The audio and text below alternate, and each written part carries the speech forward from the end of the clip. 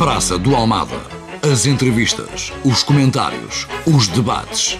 Praça do Almada. Um programa de informação rigorosa da Rádio Onda Viva.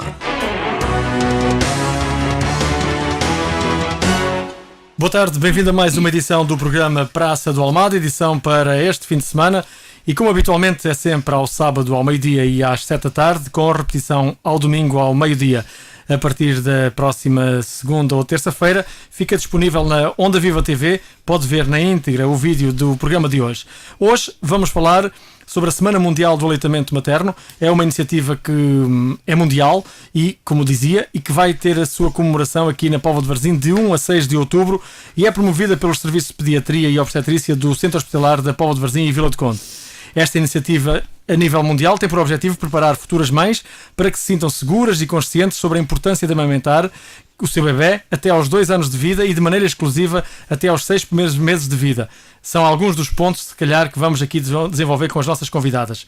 Convidamos a diretora da Pediatria, a doutora Conceição Casanova, e a enfermeira-chefe, Irene Cerejeira, do Centro Hospitalar da Póvoa de Varzim e Vila do Conde, para percebermos a importância deste tema. Já agora, doutora, agradeço a presença de ambas aqui no programa Praça Almada e começava com a doutora Conceição Casanova. Esta semana do Mundial do Aleitamento Materno é uma iniciativa a nível mundial e muito importante para a comunidade, sobretudo para o público-alvo que são as senhoras. Obviamente, o aleitamento materno é uma tradição que se vem mantendo, precisa de ser avivada, precisa de ser reformulado alguns conceitos e nunca perder uma oportunidade para falar de uma situação que consensualmente é indiscutível. Vai realizar-se essa Semana Mundial, essa comemoração, e o Centro Hospitalar, independentemente das suas turbulências, não pode ficar alheio a estas comemorações. Apesar de tudo, queremos o bem para a nossa população. A nossa população, neste momento, estamos a falar de grávidas, de recém-nascidos, de lactentes e, como hoje se sabe, a influência e a implicação do aleitamento materno no futuro. Portanto, isto é demasiado abrangente para estarmos a falar num grupo etário muito restrito. Tem implicações a longo prazo, cada vez se vai conhecendo muito mais e aperfeiçoando o aleitamento materno, que não podemos deixar passar uma oportunidade para não falar nele. E nesta iniciativa, o que é que esta semana...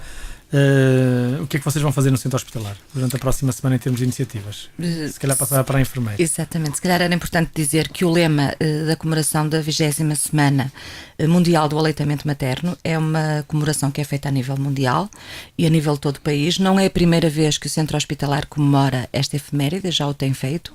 O lema para este ano é compreender o passado e planear o futuro. Para além disso, celebram-se 10 anos de estratégia global da OMS, Unicef, para a alimentação de bebés e crianças. O que é que isto quer dizer?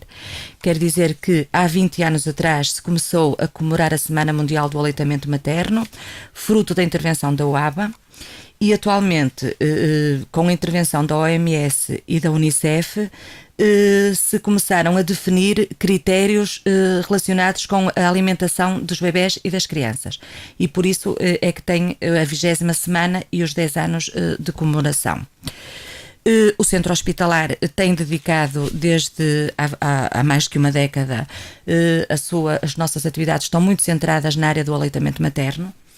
A missão do Serviço de Obstetrícia é proporcionar às grávidas, às parturientes e às puérperas e aos recém-nascidos e família cuidados de qualidade, de forma a favorecer a amamentação.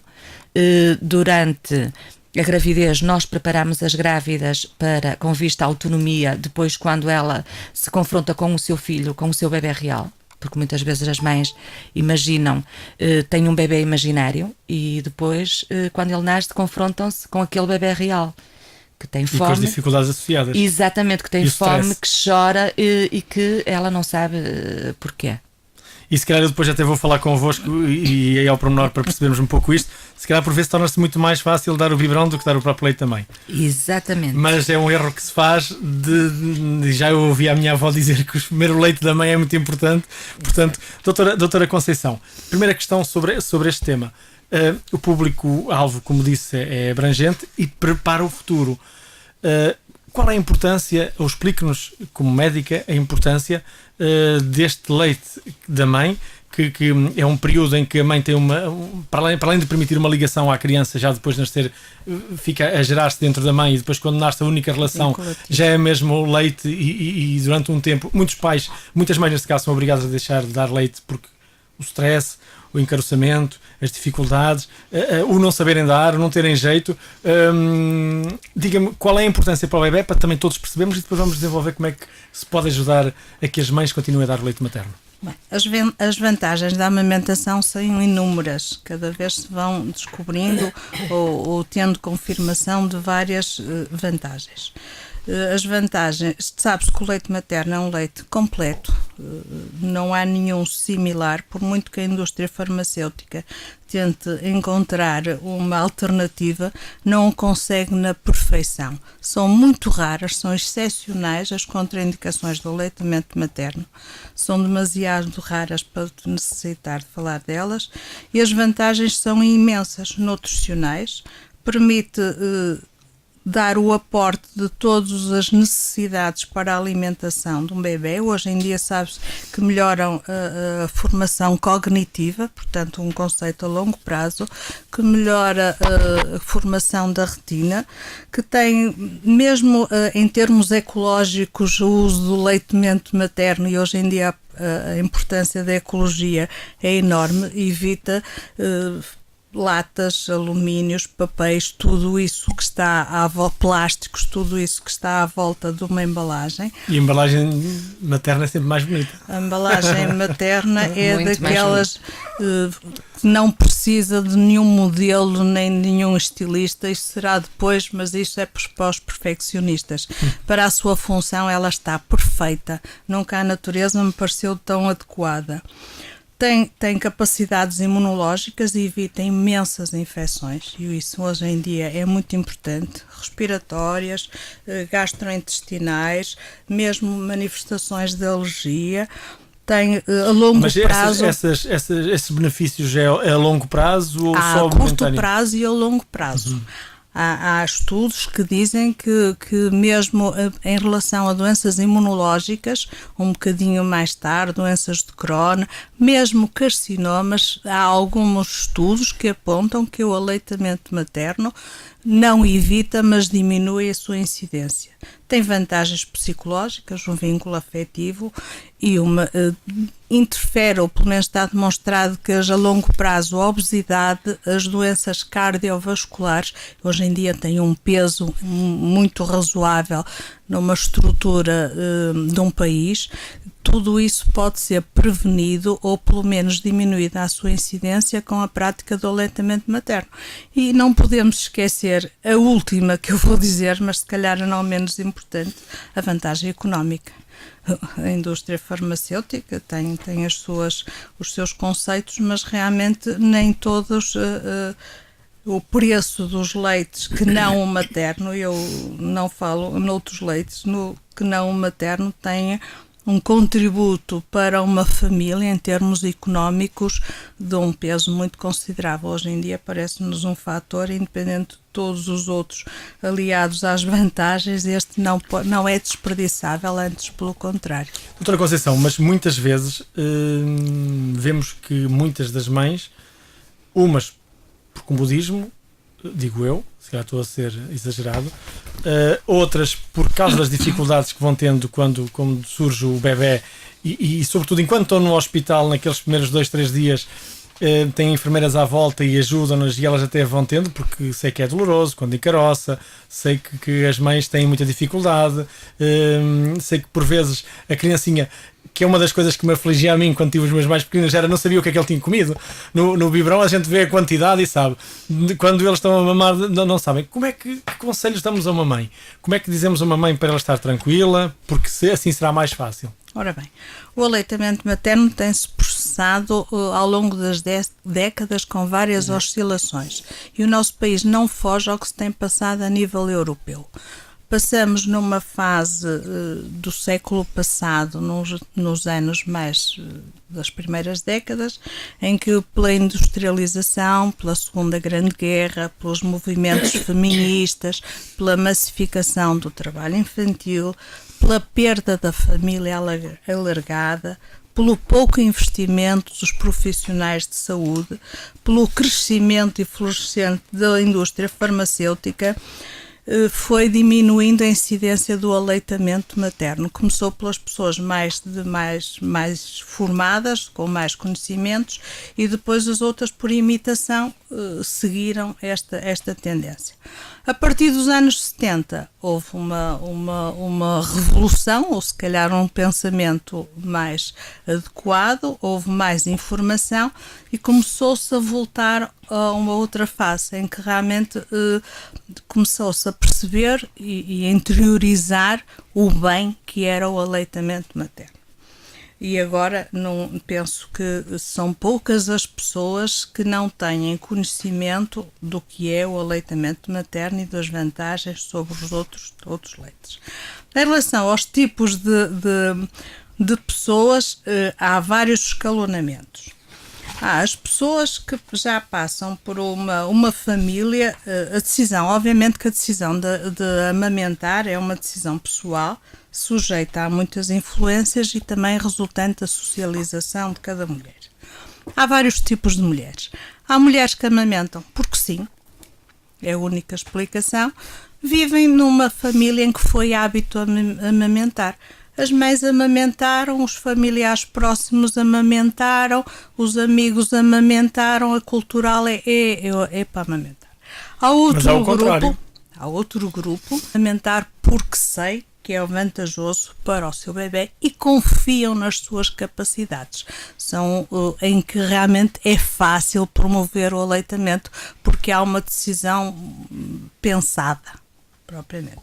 E depois há o grupo dos indecisos, como em tudo, há o grupo dos indecisos. É neste grupo de indecisos que temos de ter um bocadinho de mais sensibilidade e dar-lhe umas orientações mais precisas, informar, aconselhar, pôr uma tónica não no dever, mas no direito e no prazer.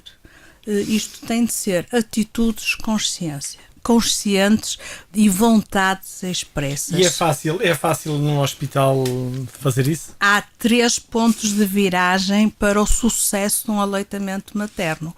O aleitamento materno não é nasce, vou dar. Não. Quer dizer, há vários locais, alturas em que se deve promover esse tipo de viragem. É fácil quando a gravidez é planeada e desejada. Não é obrigatório, mas facilita inteiramente que haja sucesso. O primeiro ponto de viragem é no 3º trimestre, em que realmente deve ser transmitido conhecimentos sobre a prática e a técnica do aleitamento materno e nesta fase devem-se desfazer mitos em relação ao aleitamento materno. No 3º trimestre da gravidez. Da gravidez. E nesta altura serão aconselháveis, indicadas e disponíveis e com pessoal ótimo e ávido de passar estes conhecimentos as aulas de preparação para o parto. E eu acho que nesta altura vou dar a oportunidade à enfermeira Irene de falar um bocadinho, mas depois volto aos outros pontos de viragem, que são 3. A enfermeira Irene também pediu a palavra há bocadinho sobre esta questão, não foi? Exato. Porque eu queria começar por dizer que, e na sequência daquilo que a doutora Conceição disse, realmente as mulheres referem que amamentar é uma experiência maravilhosa, mas não é uma experiência inata, ou seja, nós temos que dotar a mulher de conhecimentos, temos que lhe explicar o porquê, a importância do aleitamento materno, as vantagens, as técnicas, e depois também lhes temos que explicar como é que são essa técnica, porque há uma aprendizagem entre mãe e filho. não, e disse e muito bem, há muitas dúvidas que as mulheres têm porque efetivamente ao darem a mama não conseguem ver a quantidade de leite que o filho mamou. Portanto, nós temos que realmente as dotar de conhecimentos para elas conseguirem perceber.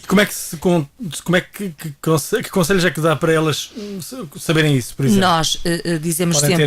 Podemos ter alguma mãe ou potencial futura mãe? Nós não temos um horário rígido, não incutimos a ideia. Antigamente havia muito a ideia de que o bebê tinha que mamar de 3 em 3 horas. Portanto, nós dizemos que o próprio horário é definido pelo bebê. O relógio biológico dele, exatamente, sendo que nestas primeiras 48 horas, quando está internado, também não queremos que ultrapasse muito as 3 horas e meia. Mas o bebê acaba por dar algum sinal e se aí não dá, a mãe vai ter que o estimular. Oferece uma mama até ao fim. E quando é que ela percebe que ele está satisfeito? Quando lhe oferece a outra mama e ele a recusa. Portanto, é este o sinal de que Mas nós eu já ouvi mães dizerem que o bebê teve meia hora a mamar e passado meia hora está a chorar porque está cheio de fome. Exatamente. Isto é o mosto, o leite que a mãe tem que não é tão importante ou falta alguma... Isso é um mito. Por isso é que o Centro Hospitalar oferece uma série de cursos gratuitos às nossas grávidas, porque nem sempre quando o bebê chora tem fome. O bebê pode chorar por cólicas, pode estar desconfortável porque até tem uma etiqueta da camisola que o está a magoar e que a mãe, ao preparar o enxoval, não retirou essa etiqueta. Nós fazemos todo este tipo de cursos. Portanto, nós temos cursos, como a doutora Conceição falou, de preparação para a parentalidade. Nós temos um curso onde explicamos às mães que produtos é que devem utilizar na roupa do bebê, que devem lavar sempre a roupa antes de o bebê vestir, retirar exatamente essas etiquetas que podem provocar algum desconforto. Depois ensinamos também relativamente à preparação para o parto, para o momento em si do parto.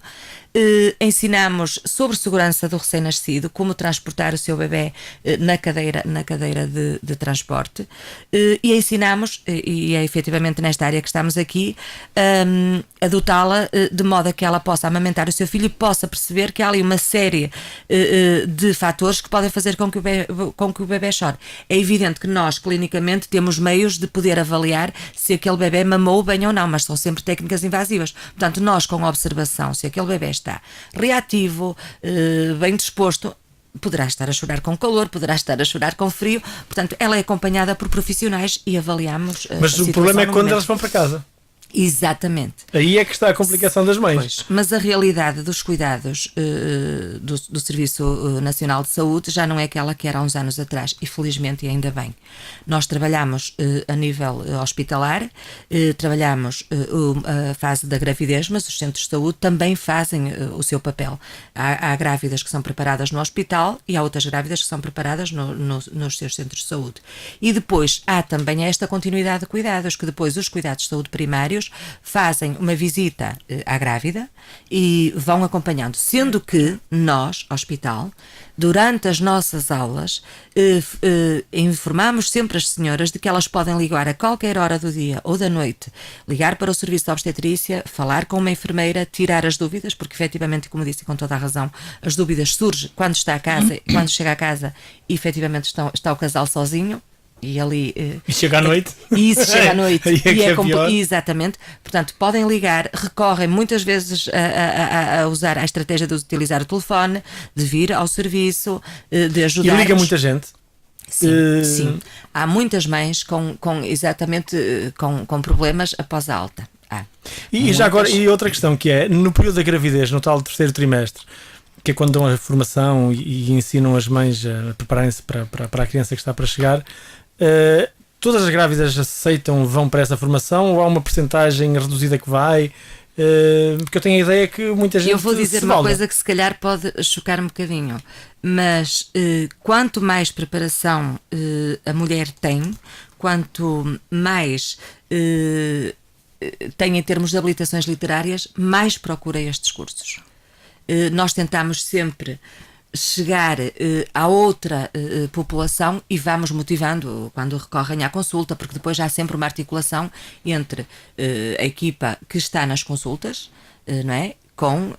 A fazer a triagem da necessidade destas mulheres, mas temos uma grande procura. E outra questão, em termos de mães pela primeira vez, vão mais? Sim, Ou também sim, as mães da sim, segunda vez também fazem ou já se sentem catedráticas depois de ter o primeiro filho? A nossa maior população é a mães que são mães pela primeira vez. Mas temos mais que é lógico, é novidade. Mas é exatamente novidade. E também o primeiro filho, habitualmente os casais têm Exatamente. muito só um Exatamente. filho. Portanto, o índice de natalidade Também não é assim tão impede alto. que haja um Exato. segundo curso. Mas eu acho que as puérperas que frequentaram o primeiro curso, deve ser como as redes telefónicas, mantêm uma fidelidade ao hospital e procuram o segundo curso e estão confiantes na equipe. Cria-se laços profissionais, amizade, e eles gostam de ouvir o que já sabem, corrigir pequenas pormenores, mas são realmente pessoas interessadas que estimulam o trabalho dos profissionais, que não é dado como um trabalho não dirigido e vazio, porque realmente há uma adesão e a parte teórica, nem sempre depois na prática as coisas correm da mesma maneira, mas a parte teórica há uma avidez e uma procura e uma satisfação que dá ânimo à equipe que trabalha e que está com esta preparação para o parto. Essa equipa está 24 horas disponível para ajudar as mães que quando quer estão lá ou quando saem também estão disponíveis para... Sim.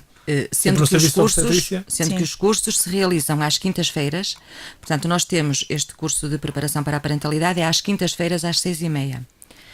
Pedimos sempre para fazerem um acesso com uma pré-inscrição, isto para controlarmos o número.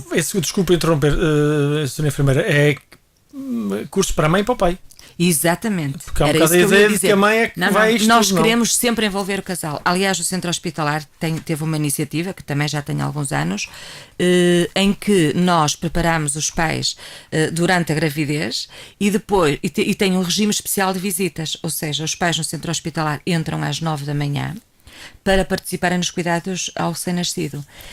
Porquê? Porque durante a gravidez foram-lhes explicadas as coisas, foi-lhes explicado o que é que era importante fazer, qual era a participação que era esperada deles, relativamente à participação deles na parentalidade, e depois ele tem a oportunidade, com a supervisão e com a orientação de uma enfermeira, poder efetivamente treinar, para depois, quando chegar a casa, se sentirem mais seguros. Porque eles treinam durante a gravidez num boneco e depois treinam efetivamente no filho. No boneco deles. Exatamente, no filho. Deixe-me só ainda voltar aqui a outra questão do horário dos bebés, de que não têm horário e que eles próprios darão o sinal deles. Exatamente, as pessoas o bebé acaba por se comer bem, aguenta mais tempo que outros, mas socialmente o amamentar, isto agora é uma questão que eu coloco, ainda não é, digamos, não é um ato social muito visível, porque, por exemplo, na rua raramente se vê alguém. As mães têm muito pudor e muita vergonha de dar amamentação ao bebé, começar a chorar na rua. Há que ir ao rei para amamentar, porque ele não tem horas. Também não se vai ver, para além de uma coisa, pelos olhares, não é? Porque as pessoas depois ficam inibidas. Outro lugar, as empresas facultam horários para as mães para o aleitamento, mas a maior parte das mães, o aleitamento é uma hora para chegar mais tarde para o trabalho, e se calhar nem é para o aleitamento, que nem são nas horas, e os bebés já estão em biberão. Há que desmistificar e também explicar às mães. Eu acho que há mais mulheres, cada vez mais mulheres a amamentar, e nós temos efetivamente esses indicadores. Há percentagens disso? Temos percentagens disso. À saída do nosso hospital, 90. E até posso 90% das mulheres, 95% das mulheres saem com a amamentação de leite materno, portanto, exclusiva. E depois ao segundo dia já desistiram 50%? Não desistem. O segundo dia ainda estão em Estes cursos têm efetivamente... Não, ao segundo dia de sair. Não, o que se passa na casa se nós prepararmos as mulheres... É mais difícil controlar, não é? A ideia que eu tenho é que... É o facto. Há mais mulheres a amamentarem atualmente, porque estes cursos efetivamente têm tido bons resultados, e como elas se sentem que depois, após a alta, têm apoio, porque muitas vezes não é a adesão no hospital que elas acabam por não aderir, era se não tivessem apoio após a alta, como agora, como nós já fazemos isso também há muito tempo, efetivamente nós damos apoio após a alta, a mulher pode recorrer, isto é um fator. Agora eu queria dizer uma coisa, queria salvaguardar relativamente àquilo que falou. Nós não obrigamos ninguém a amamentar. Claro. Quando nós temos uma mulher que está no nosso serviço e que diz que não quer amamentar, nós respeitamos a opção daquela mulher. Mas agora deixa-me colocar enquanto homem, para estar à vontade a colocar esta questão.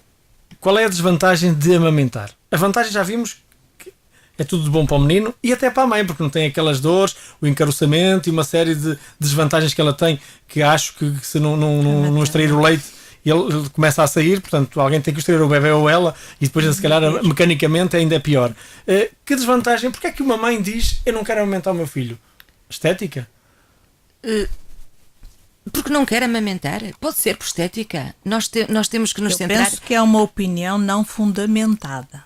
Tirando as indicações formais e médicas, e há algumas, mas que são muito poucas, é uma decisão pessoal que envolve esperando que tenha todo o conhecimento e o nosso limite de atuação para no passar do conhecimento e da informação e depois no respeito, porque realmente a mãe não tem o direito ou o dever de não querer amamentar. Se há pouco a doutora me dizia que há mães que amamentam porque sim, também há mães que não amamentam porque não. Porque não. Também há um problema, não há.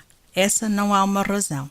E algum indicador ou alguma indicação que possa vir a ser negativa às mães que amamentam no futuro da mãe? Penaliza na mãe? Sim. Não há penalização. É preocupante quando as mães têm problemas de várias ordens sociais, com tudo o que envolve, e realmente não aderem ao aleitamento materno. Isso chama-se duplicar um problema.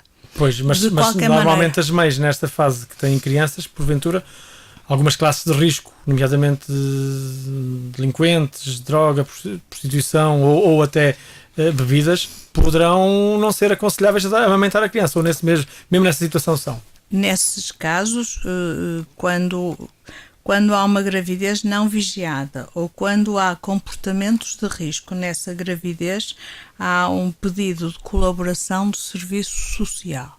O Serviço Social faz uma investigação, uma avaliação do risco que pode correr aquele recém-nascido.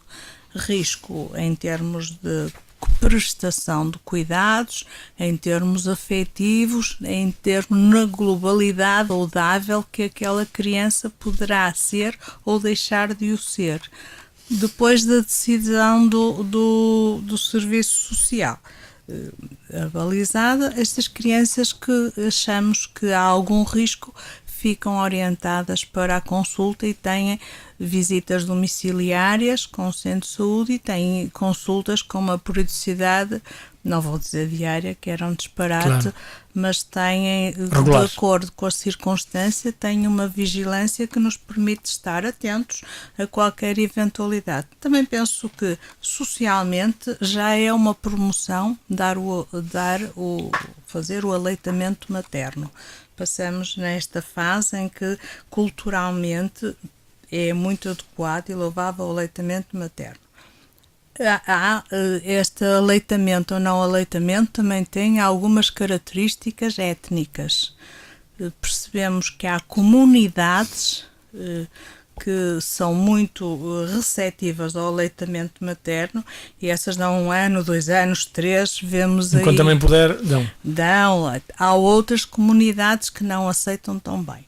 Também me parece que um sucesso, a chave de um sucesso para um aleitamento materno é estar num ambiente adequado, calmo e caloroso. Não me parece que na rua ou que num sítio público sejam as melhores condições para mas por vezes a criança ou os pais estão na rua têm que se dirigir logo para um sítio calmo e isso acontece para o carro muitas vezes.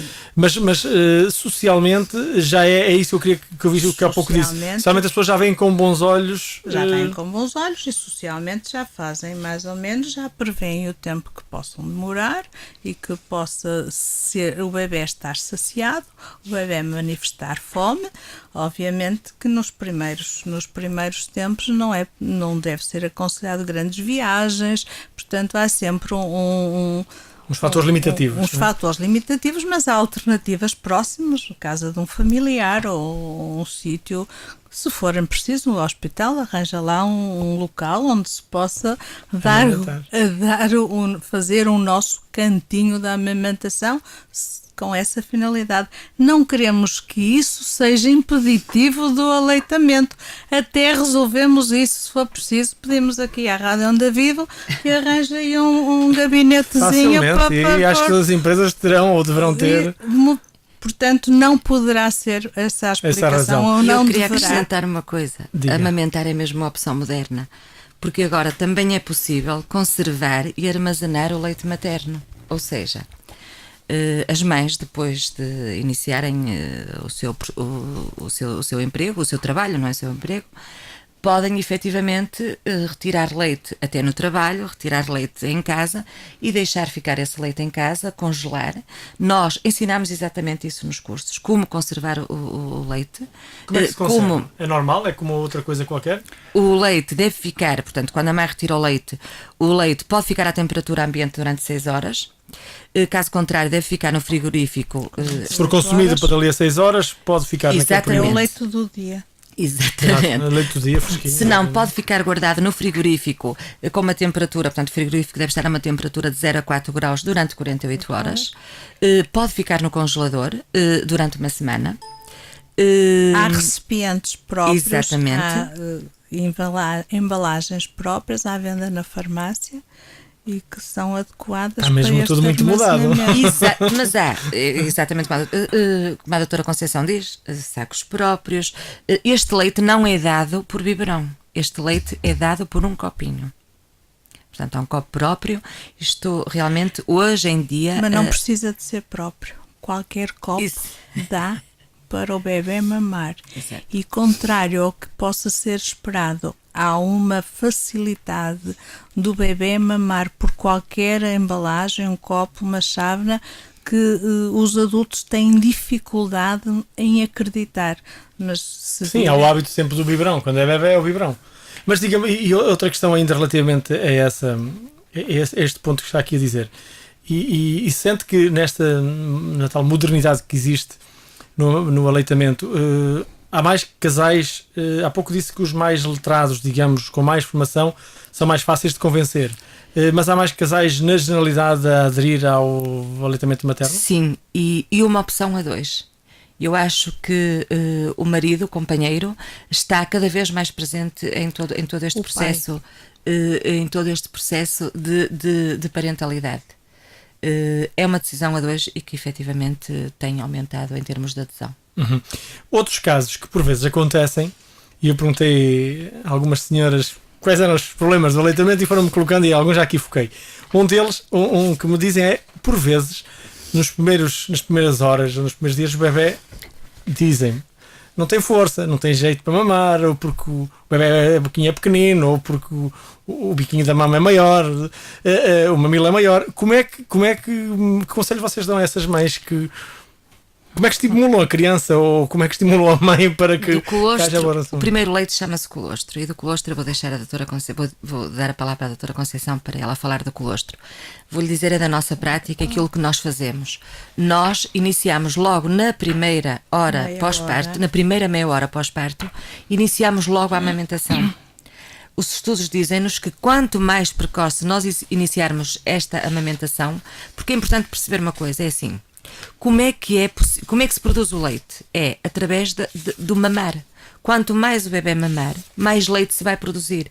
Quanto mais cedo nós iniciarmos este processo, mais cedo vai... A produção da mãe é maior. Exatamente. E se deixar, mais depressa também acaba. Exatamente. Portanto, e depois isto é tudo fisiológico. É importante explicar à mãe, e volto a repetir a importância dos cursos, como fazer uma boa pega. Como é que o bebê pode parecer às vezes, por exemplo, retirar a mama ao bebê, pode provocar macerações nos mamilos. Portanto, nós ensinamos essa técnica, nós ensinamos como colocar o bebê ao seio. Não é nada de especial, não é nada, é explicar, é aquilo que eu digo, é explicar como é que se faz e ajudar a mulher a fazer, e depois ela vai realmente aprender, porque depois também há uma aprendizagem, há uma interação entre a mãe e o filho, os dois vão se adaptando. Mais. E entre o casal. Muito bem. Doutora Conceição, então o primeiro leite? O primeiro leite chama-se colostro. Pode aparecer por volta dos 7 meses e aí penso que a obstetrícia é que deverá falar nele. Eu, como pediatra, não posso deixar de dizer que também tenho alguma informação sobre o que é o colostro. O colostro é um pré-leite perfeito. Tem as necessidades adequadas para os primeiros dias, que mais ou menos pode demorar mais ou menos, mas por volta do 3º, 5º dia começa a haver alguma modificação. O leite da mãe varia ao longo da idade do bebê e mesmo durante o dia a composição não é sempre uniforme, nem à tarde e à noite tem composições diversas. O primeiro leite realmente tem um alto teor proteico, o que é importante para o seu bebê. Tem rico, começa por 7º mês, tem assim um aspecto um bocadinho espesso e pegajoso, mais um amarelo claro, mas é um alimento completo, é rico em anticorpos. Anticorpos são aquilo que são os elementos que protegem de determinadas doenças. É rico em leucócitos, que são os glóbulos brancos que protegem das infecções. Ajuda a eliminar o mecónio. O mecónio são aquelas fezes dos primeiros tempos de vida que são também pegajosas e que muitas vezes provocam algumas cólicas, porque o progredir não é sempre fácil, é preciso movimentos para essa progressão se fazer. O colostro vai ajudar. Tem fatores de crescimento que ajudam a maturidade intestinal e também é rico em vitaminas. Portanto, também tem os bífidos, que são agora uma dos estudos atuais para colonizar o intestino e para assim promover determinadas infecções e alguns imunoalérgicos. Em relação ao colostro, não há preocupação, as mães podem ficar sossegadas que fisiologicamente a natureza ainda tem algumas perfeições e a evolução do leite, do primeiro leite do colostro para um leite mais maduro, o leite inicial, e para um leite final, reúne todos os componentes necessários para a adequada alimentação do bebê. Portanto, também não fica preocupada com a sua... Obviamente que tudo o que está a ser dito a favor do aleitamento, em prol do aleitamento materno, implica que haja repercussão no bem-estar do bebê. Não vamos, obviamente que é consensual, é mundial, não há discussão, é um dogma, não há discussão, que é o ideal para o aleitamento do bebê em exclusividade nos primeiros 6 meses. Mas não somos fanáticos fundamentalistas de ver um bebê que não está bem e insistir que tem de ser aquele o caminho. Não, temos de ver que paralelamente à alimentação exclusiva do leite materno tem de haver um bom desenvolvimento no bebê, onde em desenvolvimento estatoponderal, um bom desenvolvimento psicomotor, um bom desenvolvimento a nível geral.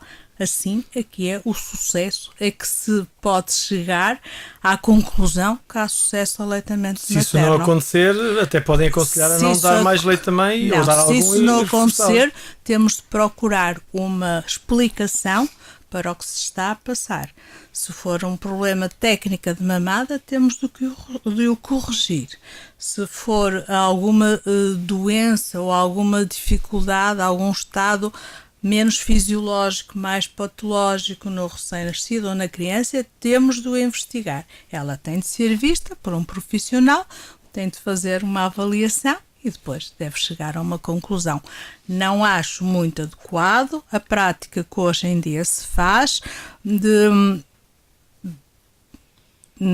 das opiniões, que se calhar muitas vezes são um bocadinho programadas, dos pais que chegam à farmácia e compram um leite. Obviamente os farmacêuticos têm a sua formação, mas também têm a sua vocação, que será vender comercial. O seu produto. Comercial. Não vou dizer que sim ou não.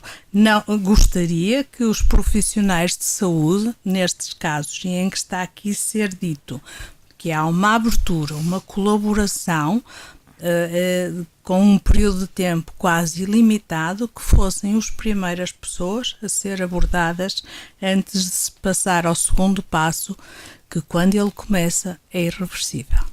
Que é o leite... Que é o outro, que não o leite materno. Pois, Nem lhe vamos leite comercial, digamos. Outro. Exatamente. Doutora Conceição, relativamente a isso, quando há esse tal, ou quando há necessidade desse tal reforço, quem deve aconselhar, então deve ser o pediatra, neste caso. Quem chegar à conclusão que a causa será por baixa hipogalactia, que é mas depois o tipo de leite é definido, pode ser acordo definido com as circunstâncias. Cada tipo de leite adequado a alguns... Há uma variedade muito grande de leites que não maternos, com algumas especificidades e que, portanto, depois de feita uma história clínica baseada em alguns parâmetros importantes, será o leite mais indicado ou não. Estamos a falar aqui da mãe e da criança.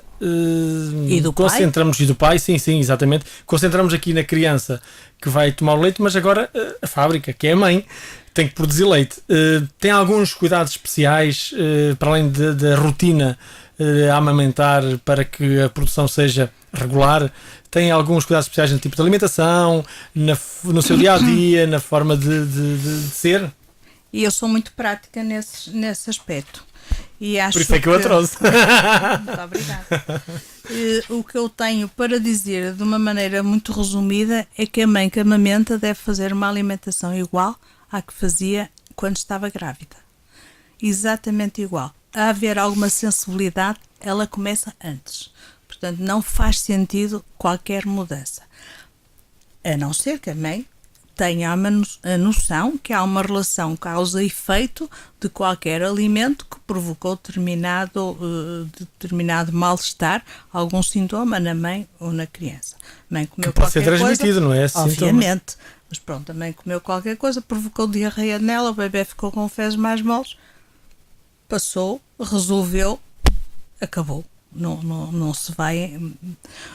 Em relação ao que eu acho proibitivo, que é a palavra que eu não gosto, mas não posso deixar de a dizer, é o álcool, proibido na grávida, é proibido a quem amamenta.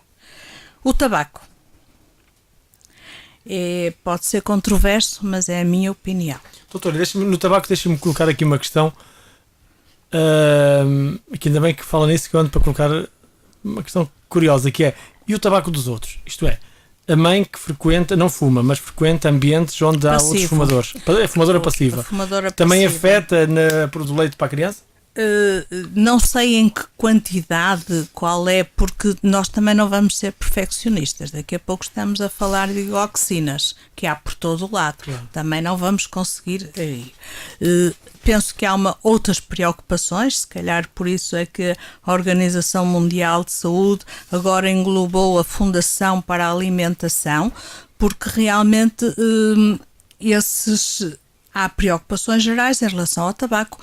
Como se sabe, a grávida como um elemento populacional, não há medidas para ambientes fechados, para ambientes públicos, ambientes restritivos. Noutros países até para ambientes públicos está o tabaco proibido. E na grávida muito mais proibido. Uhum. Falamos das proibições, já falamos do álcool, do tabaco, e há mais? O café, se for em excesso, é um estimulante, que eu acho que...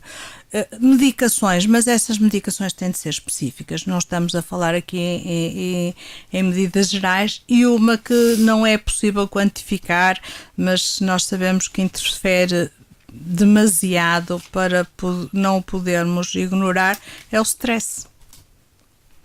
Portanto, em que medida é que interfere? Na produção ou depois nos efeitos ao filho? Tudo, na produção, sobretudo na produção. A produção será mais fraca, menos proteica, por exemplo? Em termos hormonais, há diminuição de produção, é dos fatores que mais influencia na pouca adesão e na desistência fácil. Há sempre elementos, citocinas que são libertados, que provocam cólicas no bebê, que o bebê chora, que a mãe cada vez fica em stress, começa a haver um ciclo vicioso. Mas o próprio stress de ter um bebê é um ciclo vicioso. Depois, e acaba por em casa, e quando estão mais sozinhas, daí voltamos ao início da nossa conversa.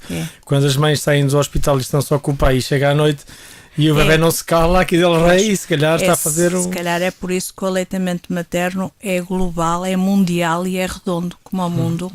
Deve ser por essa comparação, imagem comparativa que é mundial, porque isso realmente começamos a entrar em ciclo vicioso. Às vezes é preciso parar.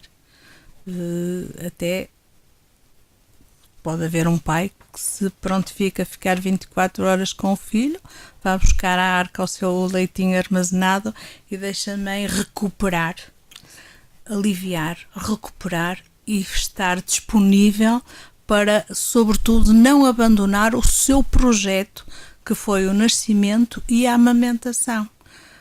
Muitas vezes é preciso interferir nesses vetores, identificá-los, interferir e arranjar uma solução.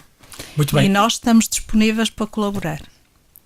Enfermeira. E nós também preparamos, queria acrescentar àquilo que a doutora Conceição disse, ajudamos as mães a prevenir algumas complicações que podem surgir com a amamentação. E uma delas é usar a aplicação do próprio leite no seu mamilo para prevenir as macerações, porque muitas vezes o que leva as mulheres a desistirem de amamentar são exatamente estas complicações com as quais elas não conseguem lidar. Então nós preparamos-las nesse sentido para lhes dizer o que é que pode vir a acontecer.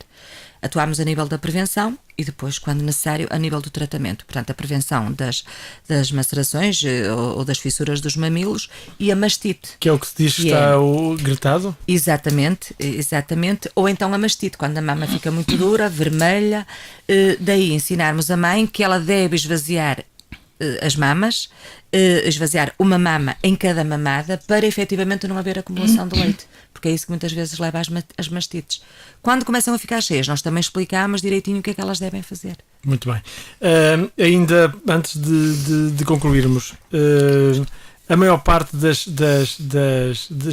já disseram que muitas das pessoas a maior parte vão à vossa formação, e quando acontecem aqueles bebés que são casos, espero eu, raros, que nascem muito antes do tempo, que aquilo dá um stress depois à mãe, ainda mais, isso também tem dificuldades depois em manutenção de amamentação, digo eu. A prematuridade é das indicações mais formais para o aleitamento materno. Mas aqui existe um ciclo vicioso. A mãe entra em stress porque vê o bebê com dificuldades depois. Desde que o bebê, mas tem lá uma equipe profissionais no local em que o bebê está, na sua incubadora, nos seus cuidados, e que consegue estar atento e muitas vezes explicando o bem-estar do bebê, a evolução do bebê, e o início da alimentação é um sinal, é uma etapa muito desejada pelos pais, que percebem que se o bebê começou a alimentar-se e realmente a prioridade é o aleitamento materno, se o bebê se começou a alimentar é porque foi ultrapassada a fase mais aguda e, portanto, é tida como uma evolução favorável, o que dá alguma esperança, confiança e, portanto, uma boa qualidade do leite para o sucesso da amamentação. E as mães já estão preparadas, digamos, fisicamente, para amamentarem logo a partir de que meia período? Hora. Mal nasce o bebê, meia hora depois? Um bebê que está bem. Sim. Estamos a falar de um bebê que está bem. Um bebê que precisa de cuidados, prematuro, que tem dificuldade, que está infectado, que está com dificuldade respiratória, que está com dificuldades cardíacas, habitualmente fica em pausa, é alimentado com outros substitutos, porque pode haver agravamento pelas dificuldades, pelas aspirações, não é o alimento adequado, mas isso realmente são as exceções. E quando a enfermeira Irene há bocado estava a falar nos nossos indicadores de aleitamento materno, do qual eu não posso deixar de dizer que tivemos a cotação máxima em relação a uma avaliação da entidade reguladora da saúde, estamos a falar quando falou dos 95%, englobou alguns bebés que precisaram de sair de junto da mãe, de junto fisicamente da mãe, para uma unidade de cuidados intermédios neonatais que existe no hospital, que tem a permanência da mãe, mas que a mãe tem de vir ausentar-se para descansar num local mais adequado, fazer a sua alimentação, não está naquela permanência. Era esses bebés que muitas vezes fazem diminuir esse valor da nossa taxa de amamentação, que realmente é muito alta e que nos classificou muito bem em termos de uma avaliação nacional, assim se pode dizer, dos hospitais que têm maternidade e praticam aleitamento materno. O que vem comprovar o empenhamento a fama dos e o empenhamento de bom serviço que vocês prestam no Hospital da Póvoa. Eu gostaria de dizer que sim, se calhar por modéstia vou dizer que me agrada essas palavras, reconheço-as como justas e reconheço que é um estímulo para continuarmos. E reconhece que a população também reconhece isso ao Serviço de Neonatologia. Eu espero que a população reconheça, embora é muito simpático e agradável recebermos, e isso tem sido alguma prática, cartas e demonstrações de agradecimento pelos serviços prestados. Estamos muito, é mais fácil ou mais habitual termos reclamações e pessoas descontentes a manifestar do que as outras pessoas que ficam contentes e que o agradecem. Mas mesmo hoje em dia, penso que por uma questão de mentalidades e porque as pessoas reconhecem que há profissionais envolvidos, também é reconhecido o trabalho e demonstrado esse reconhecimento. E agora deixe-me, que números é que há de nascimentos na Póvoa? Tem ideia, o último ano, quantos? Eu tenho ideia. Tem uma cábula. Não, eu tenho uma cábula. A sua tem ideia, até porque é diretora dos serviços. Tenho ideia, não sei se lhes vou dizer, só sei que lhe posso dizer que diminuímos um bocadinho a natalidade, mas acompanhamos, não tenho os números precisos, claro, obviamente, claro. Na alimentação, aleitamento materno não era previsto exatamente essa questão, mas estamos convictos porque temos analisado os números e é a nossa preocupação mensal fazer uma análise das atividades de serviço e mantemos a taxa a diminuição da taxa de natalidade igual a com os outros hospitais. E essa diminuição tem a ver com o quê? Com menos casais a terem filhos, o nível de vida a dificultar, ou já há nascimentos em casa?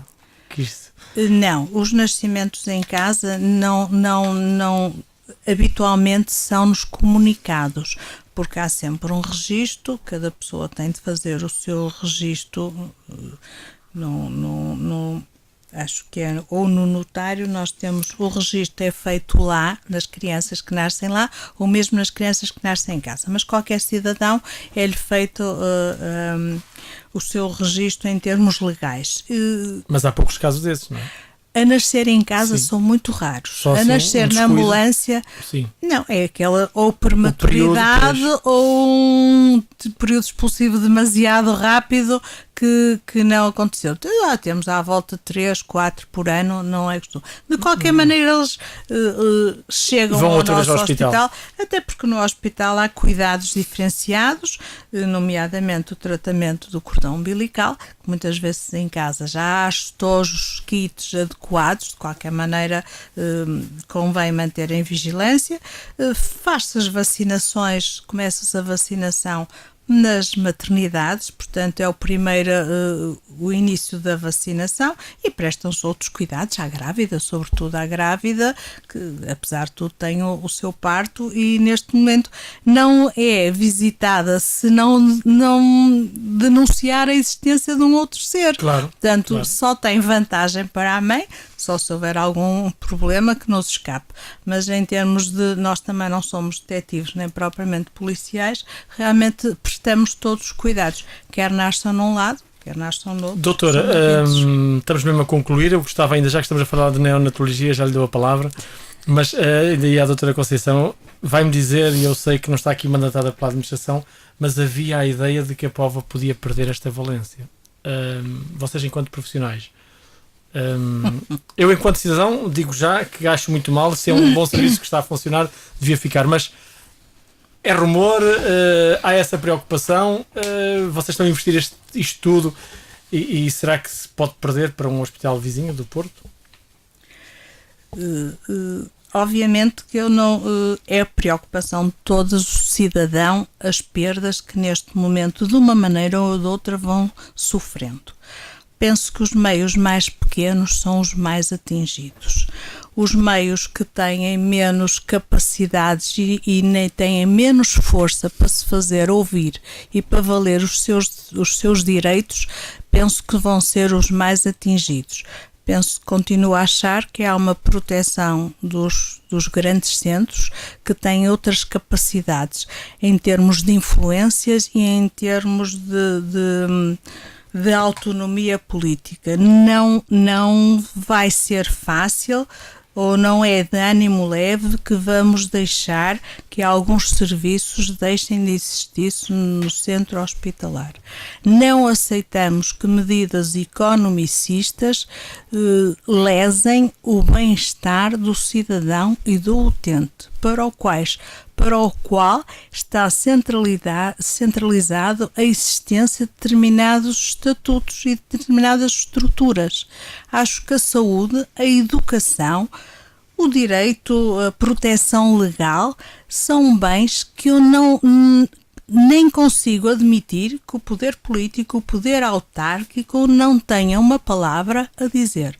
Já para não falar do cidadão que tem os seus direitos e que não gosta de abdicar do que vai construindo e do que vai trabalhando para ter esse bem para quando for necessário. Não me parece... Mas neste momento há essa preocupação ou não? Essa preocupação só quem tem a capacidade, a alta capacidade de não ligar uma televisão e de não ler um jornal e não ouvir, deve ser daquelas pessoas mais naturalistas, realmente que são os mais felizardos. Não ouvem uma televisão, não ouvem um rádio, não leem um jornal, devem estar num paraíso. Portanto, nem se percebem o que perdem. Só quando se calhar nem sabem o bem que ganham. Ou isso também. Neste momento é preocupação. As medidas economicistas estão a ser mais preponderantes sobre as medidas racionais. Ninguém gosta de abdicar do que foi construindo. A saúde ainda é um bem, deve ser preservada por todos. Por alguma coisa, por ser um bem tão importante, é que estamos a falar na amamentação, e isto é para voltar ao redondo da questão. É um bem que se vai construindo e ninguém o quer perder. Também estamos a chegar ao redondo do programa, está quase a terminar. Obrigado, doutora. Vou à enfermeira Irene Cerejeira que me diga, muito rapidamente, há pouco pediu a palavra e estou-lhe a dar agora. Telegraficamente vou dizer que subscrevo tudo aquilo que a doutora Conceição acabou de dizer. E isto porquê? Porque somos exatamente o serviço de vanguarda, investimos na qualidade não a partir de hoje, mas a partir de há muitos anos. Fomos também o terceiro hospital do país a aderir ao registro do aleitamento materno promovido pela Direção-Geral da Saúde, onde é monitorizado todo o nosso investimento que fazemos em termos de aleitamento materno, para além do projeto SINAS, da entidade reguladora da saúde que a doutora Conceição falou. Estamos atualmente já a desenvolver e em fase avançada de uma candidatura ao Hospital Amigo dos Bebés, que nos vai permitir que o hospital fique acreditado com essa certificação, o que efetivamente demonstra aqui que efetivamente somos serviços que prestam cuidados de qualidade. Muito bem, agradeço a presença da doutora Conceição Casanova, que é a diretora de pediatria do Hospital de Póvoa de Varzim e Vila de Conde, e também da enfermeira-chefe Irene Cerejeira, que vieram falar sobre a Semana Mundial do Aleitamento Materno, que decorre a partir de 1 a 6 de outubro e, portanto, desde já fica conhecedor e ficamos aqui hoje. Eu fiquei mais enriquecido com a colaboração das minhas convidadas sobre este tema. Agradeço-lhe o facto de terem vindo ao programa, desejo das maiores felicidades e recordo que este programa é sempre ao sábado ao meio-dia e às 7 da tarde na Rádio Onda Viva, e também ao domingo com a repetição ao meio-dia. E na Onda Viva TV pode vê-lo no site radioondaviva.pt, e depois Onda Viva TV pode vê-lo a partir de segunda ou terça-feira. Já está disponível na íntegra para ser revisto às vezes que quiser. Despeço o Otávio Correia e o Vítor Silva. Nós voltamos na próxima semana. Até lá, se Deus quiser. Praça do Almada. As entrevistas, os comentários, os debates. Praça do Almada. Um programa de informação rigorosa da Rádio Onda Viva.